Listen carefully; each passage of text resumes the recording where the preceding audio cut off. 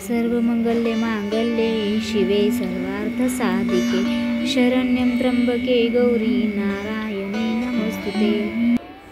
नमस्कार सर्वांना। सर्वप्रथम तुम्हाला श्री स्वामी समर्थ, जय जय स्वामी समर्थ। तर बघा, आपल्याला आपल्या देवघरामध्ये मंगल कलश कसा मांडावा याबद्दलची माहिती जाणून घ्यायची आहे। तर त्याची योग्य पद्धत आणि आपल्याला धार्मिक महत्त्व काय असतं मंगल कलशाचे, तर प्रत्येक जणांना मंगल कलश कसा मांडावा हे माहितीच आहे। कारण प्रत्येक देवघरामध्ये आपल्या मंगल कलश असणे खूप जरुरी आहे। कारण मंगल कलश हे शुभ प्रतीक मानले जाते। म्हणजे विशेष पूजा, विवाह, गृहप्रवेश यासारख्या धार्मिक कार्याची कलश स्थापित केला जातो। म्हणजे कलश हे खरं तर समृद्धी, यश आणि सकारात्मक ऊर्जा दर्शवते। असं मानलं जातं की आपल्या देवघरामध्ये कलश असणे म्हणजे आपल्या कुलदैवताचे आशीर्वाद आपल्या घरामध्ये नेहमी असतात। आपल्या घरामध्ये सुख समृद्धी नेहमी नांदावे यासाठी आपण देवघरात आपण कलश नक्कीच मांडत असतो। तर याबद्दल सर्वांना माहितीच असेल की कलश कसा मांडावा। जे कोणी नवीन असेल त्यांना कलश मांडायचे आहे देवघरामध्ये, तर त्यांनी देवघरामध्ये कलश कसा मांडावा याबद्दल माहिती सांगणार आहे। तर बघा, मंगल कलश हे शुभ प्रतीक असतं। तर त्यामुळे आपल्याला एक तांब्याचा कलश घ्यायचा आहे किंवा पितळाचा कलश घेतला तरी चालतं। त्यामध्ये आपल्याला शुद्ध पाणी भरायचं आहे आणि त्यानंतर आपल्याला त्यामध्ये सुपारी, एक नाणं आणि हळदी कुंकू, अक्षदा, फूल त्या पाण्यामध्ये टाकायचं आहे। तर ते पाणी आपल्याला शुद्ध घ्यायचं आहे। त्यानंतर आपल्याला अक्षदा, हळदी कुंकू व्हायचं आहे त्या पाण्यामध्ये आणि त्यानंतर आपल्याला त्यावर इडे म्हणजे पाने ठेवायचे आहेत किंवा आंब्याची पाने किंवा विड्याची पाने ही ठेवलं तरी चालतं।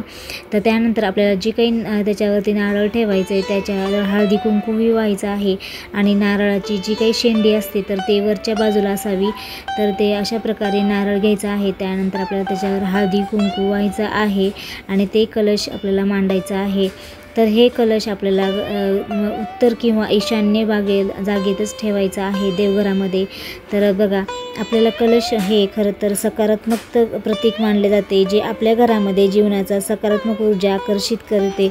असे मानले जाते की आपल्याला ते सुरक्षित आणि संरक्षण करण्याचा कलश घराला खरंच कुटुंबाला नकारात्मक ऊर्जा आणि वाईट शक्तीपासून संरक्षण प्रदान करतो। असे मानले जाते की हे जे कलश आहे ते समुद्र मंथनापासून प्राप्त झालेल्या अमृताचे प्रतीक आहे। त्यामुळे आरोग्य, जीवन, आपली शांती ही दर्शवते। त्यामुळे घरामध्ये खरंच सकारात्मक ऊर्जा नेहमी आपल्या घरामध्ये राहते। त्यामुळे मंगल कलश हे नेहमी आपल्या देवघरात असावा।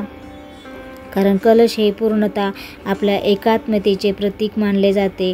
बघा, आपण कुलदेवीचा कुलाचार करतो तेव्हा आपण किंवा नवरात्रीमध्ये किंवा दिवाळीमध्ये कोणत्याही शुभ कार्यामध्ये आपण नेहमी मंगल कलश मांडतो। कारण त्या नावातच आहे मंगल, म्हणजे आपल्या सर्व काही गोष्टी मंगल होण्यासाठी, आपल्या इच्छा पूर्ण होण्यासाठी ही संकल्पयुक्त हे मंगल कलश स्थापना करतात देवघरामध्ये। देवघरामध्ये मंगल कलश हे नेहमी आपण मंगळवारी किंवा शुक्रवारी मांडावा। म्हणजे बघा, देवीचा वार असतो ते शुक्रवार आणि मंगळवारी। तर मंगळवारच्या दिवशी आपण हे किंवा शुक्रवारच्या दिवशी ही कलश आपण देवघरासमोर मांडला तरी चालतं। तर बघा, आपल्याला किंवा मंगळवार किंवा शुक्रवारी नाही जमलं तर एखाद्या महिन्याला पौर्णिमा येते तर पौर्णिमेच्या दिवशी किंवा एखादा विशेष सणाच्या दिवशीही आपण कलश मांडला तरी चालतं। तर बघा, कलश हा नेहमी आपल्याला गहू किंवा तांदळावरच्या राशीवर ठेवायचा आहे। म्हणजे अष्टदल कमळ करून आपण त्याच्यावर हळदी कुंकू व्हायचं आहे। त्यानंतर आपल्याला कलशावरही 5 ठिपके द्यायचे आहेत हळदी कुंकवाचे आणि त्यानंतर तो कलश आहे जे आहे आपल्या अष्टदल जे तांदूळ आहे तर त्याच्यावरती ते स्थापन करायचं आहे। तर बघा, आपण जे कलश आहे तर ते आपण उत्तर पूर्व दिशेलाही ठेवू शकतो किंवा आपल्या हे देवघराच्या डाव्या साईडलाही आपण स्थापन केलं तरी चालतं। तर आपण अशा नेहमी छान आपण कलश मांडायचा आहे। तर बघा, नवीन कोणी असेल तर त्यांना बघा कुलदेवी माहिती नसतं किंवा त्यांना कुलाचार काय करायचं, कसं करायचं तर ते माहिती नसेल तर आपण देवघरामध्ये असं जर कुलदेवीचं हे प्रत्येक म्हणजे आपलं मंगल कलश असतं तर ते मंगल कलश मांडून आपण त्याची पूजा केली, मनोभावे प्रार्थना केली तर आपल्या नक्कीच इच्छा पूर्ण करतो आणि आपल्या घरामध्ये नेहमीच सुख, ऐश्वर्य, नेहमी सुख वातावरण, पॉझिटिव्ह वातावरण म्हणजे सकारात्मक ऊर्जा नेहमी घरामध्ये राहते। बघा, आपल्या घरामध्ये कधी अपघाती म्हणजे कुठले संकट येतात किंवा आर्थिक संकट येतात, बरेच काही आपल्या आयुष्यामध्ये, आयुष्य म्हटलं तर खूप सांसारिक गोष्टी असतात किंवा संसारामध्ये आपल्या बरेच अडचणी असतात, बरेच दुःख असतात, तर ते आपले मंगल कलशानेही कमी होतात. असेही मानले जाते की आपले मंगल कलश हे नेहमी आपल्याला कुलदेवतेचे प्रतीक मानले जाते. कुलदेवी आता म्हणजे प्रत्येकाला कुलदेवी माहिती नसतं किंवा आपण कुळाचार कसा करावा हे सुद्धा माहिती नसतं, तर त्यांनी आपल्याला आपले जी काही मंगल कलश आहे तर त्याच्यासमोर दरवर्षी आपण तर या कलशासमोर आपण ओटी भरली जाते. जसं की नवरात्रीमध्ये आपण घरच्या घरीही ओटी भरतो, तसं आपण वर्षातून एकदा तरी आपण कुलदेवतेची ओटी भरावी. बघा, ज्यांना कुणी माहिती नसतं की आपलं कुलधर्म काय आहे, की आपला कुळाचार कसा करावा, तर त्यांनी आपल्याला ह्या कलशासमोर वर्षातून एकदा तरी आपण त्याचे ओटी भरायची आहे. कारण हे कुलदेवतेचे वास असतो, कारण आपलं जे काही मंगल कलश आहे सर्व देवतांचा वास असतो. त्यामुळे आपले जे काही कलश आहे तर त्याची मनोभावे पूजा करायची आहे, धूप दिवा लावायचा आहे. तर आपण त्या दिवशी, ज्या दिवशी आपल्याला मंगल कलश मांडला आहे त्या दिवशी तुपाचा दिवा लावायचा आहे. म्हणजेच आपल्याला मंगळवारी आणि शुक्रवारीही आपल्याला तुपाचा दिवा नेहमी आपल्याला लावायचा आहे. तर ते दिवा आपल्याला रात्रंदिवस राहावा अशा पद्धतीने आपण ते तुपाचा दिवा आपण कलशासमोर ठेवायचा आहे आणि मनोभावे पूजा करायची आहे. बरेच जणांना याचा अनुभव खूप आलेला आहे. बघा, ज्यांनी आपण मंगल कलश मांडले आहे तर त्याचे खरंच खूप छान अनुभव आलेले आहेत, कारण त्यांच्या घरामध्ये नेहमी सकारात्मकता राहिलेली आहे. त्यांच्या घरामध्ये खूप ऐश्वर्य, खूप अडचणी असतात घरामध्ये. बघा, आपले सांसारिक माणसं आहेत तर त्यामुळे आपण बरेच अडचणीला आपण हे करतो, म्हणजे बरेच अडचणी येतात.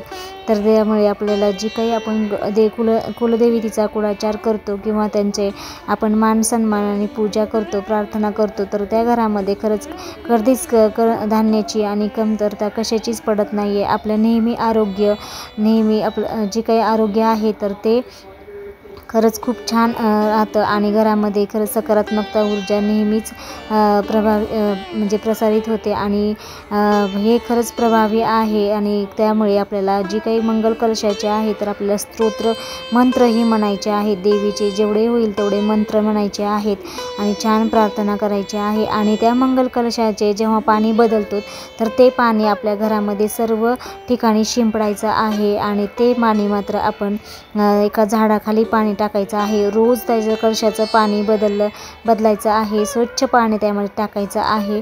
आणि मंगल कलश जर थोडासा खराब झाला तर ते स्वच्छ धुवून आपल्याला ते मांडायचं आहे. तर आपण प्रत्येक पौर्णिमेच्या दिवशी आपण त्या खालचे जर तांदूळ खराब झाले तर किंवा ते तांदूळ बदलू शकतो आणि त्याच्यावर परत आपण मंगल कलश ही मांडू शकतो. तर बघा, आपल्याला हे दुर्गाष्टमीचं आहे पुस्तक, तर ते तुम्हाला स्वामीच्या मठात मिळून जाईल. म्हणजे जिथे तुम्ही स्वामी केंद्र आहे जवळपास तर तिथे तुम्हाला मिळून जाईल. तर हे दुर्गाष्टमीचे आपल्याला 2 अध्याय तर नेहमी आपण वाचायचं आहे. जर तुम्हाला शक्य दररोज नसेल तर तुम्ही मंगळवारी किंवा शुक्रवारी हे दुर्गा सप्तशतीचं हे ग्रंथ आहे तर तुम्हाला हे केंद्रात मिळून जाईल स्वामी समर्थांच्या. तर स्वामी समर्थांचे काही मठ असतात तर तिथं पण तुम्हाला मिळून जाईल. तर यामध्ये सर्व देवींचे याच्यामध्ये मंत्र स्तोत्र आहेत. तर यामधलं जे काही अध्याय आहे तर ते आपल्याला रोज 2 वाचायचं आहे. जर तुम्हाला रोज शक्य नसेल तर तुम्ही फक्त मंगळवारी किंवा शुक्रवारी हे मंत्राचं स्तोत्र आणि अध्याय वाचला तरी चालतं, कारण ह्याच्यामुळे खरंच खूप प्रभावी मंत्र आहे. तर त्यामुळे आपल्याला जी काही तुमची मनोकामना आहे तर ते नक्कीच पूर्ण होईल. रोज दुर्गा सप्तशतीचे आपण अध्याय जर वाचले तर आपल्या कुलस्वामिनीची ही आपल्याला सेवा करणं खरंच नित्य नियमाने आपण केली तर नक्कीच आपले प्रभावी ही सेवा आहे, तर तुम्ही नक्कीच कराल. देवघरामध्ये मंगल कलश कसा मांडावा याबद्दल आपण माहिती घेतली आहे. तर तुम्ही तुमच्या घरामध्ये जर मंगल कलशाची स्थापना जर नाही केली तर तुम्ही मंगळवारी किंवा शुक्रवारी किंवा येईल त्या कोणत्याही महिन्यातल्या पौर्णिमेला करू शकता आणि त्याची मनोभावे पूजा करा, आरती करा. बघा, तुमच्यामध्ये पण खरंच खूप गोष्टी तुमच्या मनासारख्या आणि तुमची पूर्ण इच्छा पूर्ण होईल आणि तुमचे जे काही घरामध्ये सकारात्मकता आहे तर ते नेहमी तुमच्या घरात राहील. तर अशा प्रकारे ह्या मंगल कलशाचे धार्मिक महत्त्व कसे आहे हे ते आपण ह्या व्हिडिओमध्ये माहिती घेतली आहे. तर तुम्हाला आजचा व्हिडिओ आवडला असेल तर नक्की चॅनलला लाईक करा, शेअर करा, सबस्क्राईब करा आणि कमेंटमध्ये श्री स्वामी समर्थ लिहायला विसरू नका. अशा प्रकारे छानशा पुढच्या व्हिडिओमध्ये भेटू. तोपर्यंत सगळ्यांना श्री स्वामी समर्थ. जय जय स्वामी समर्थ.